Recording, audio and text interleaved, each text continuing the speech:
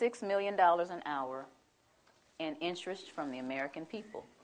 $36 million an hour in interest from the American people.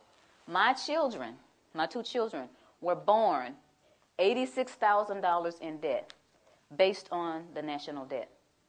Now, why am I going to take away from those children to give to somebody that is going to be born in 2030? That's not going to happen. So that was my decision. It was very easy. You know, you think about stuff like fear. Oh, the IRS is going to get you. They're going to take your stuff. That's not important to me. Stuff's not important to me. My children are important to me. I'm one of those mothers that will roll up her sleeves with one leg and try to whoop you if you mess with my children. And I think that a lot of mothers are like that. So this is what my decision was. And I went on and started educating people. One of the things that people asked me once I made this decision and started talking about it, how are we going to run the country without the income tax? I don't know how much Dan got into it, but the Grace Commission report that Ronald Reagan put out in 1984, says that none of the money collected in income tax goes towards running the country. But the bottom line is it's not going towards running the country, so you patriotic people out there, you've been fooled. Beardsley Rummel, he was Federal Reserve Chairman back in 1946, did a speech before the American Bar Association. The title of his speech was Taxes for Revenue Are Obsolete. Within the body of this report, he says that the taxes, the income taxes for redistribution of wealth. What is redistribution of wealth? What is that? That's taking from me that I've worked hard for and giving it from somebody else to somebody else. Shouldn't I have the right to redistribute my wealth if I want to? Another question that they ask me is, how come I haven't heard this on TV or on the radio or in the newspaper? Well, sweetie, the simple answer to that is the same people who own the television stations and the newspapers and the radio stations are the same people who are involved with the Federal Reserve. And here is a little statement that says that it only requires 5% ownership to significantly influence the media. Rockefeller is one of the original shareholders of the Federal Reserve. As early as 1963, the House Banking Subcommittee reported that Rockefeller, through Chase Manhattan Bank, controlled 5.9% of the stock in CBS and the bank and gained interlocking directorates with ABC.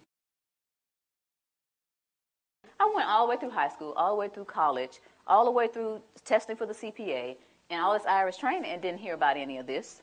You think they want this information out here for you guys to eat up and chew up and find out what's really going on? I don't think so.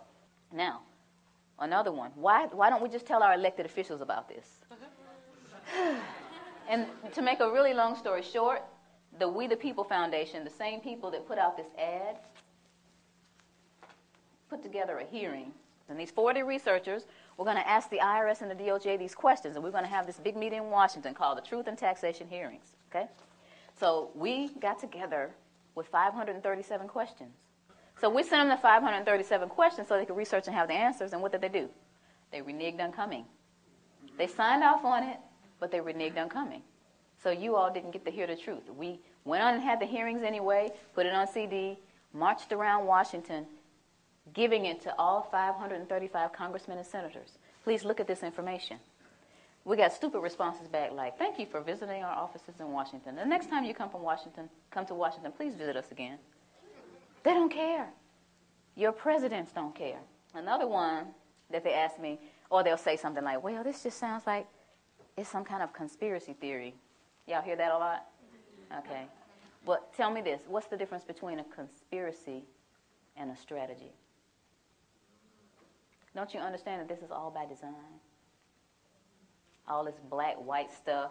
You're white, I'm black, you know. You're Democrat, I'm a Republican. You know, y'all heard of divide and conquer before, right? Why y'all letting them do it to us? While I'm sitting up here arguing with this man about what his great-great-great-granddaddy did to mine, there's this big old fence closing in around us. And while I'm sitting here wasting time and he's sitting here telling me why he doesn't know, we need to put our heads together and figure out how to get out of this fence that these people are building around us. Am I right? Yeah. That's what we got to be. Divide and conquer, we can't let that work anymore. It's been working all these years. Then we need to get together and understand. First of all, you need to understand what is going on with your money. You work hard. It's like we're a hamster on a wheel. This country started out with taxation without representation.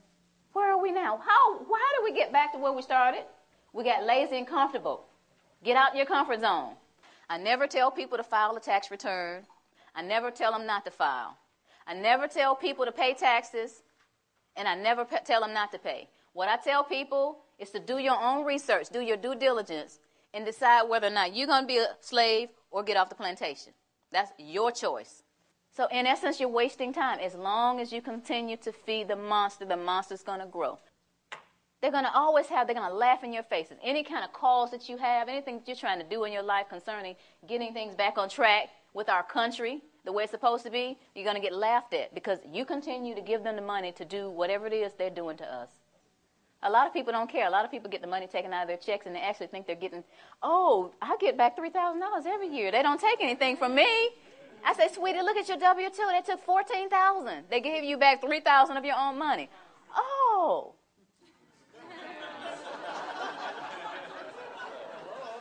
But the point is, if each of us understands where we are, who we are, and tries to do something about it, then we're going to get somewhere.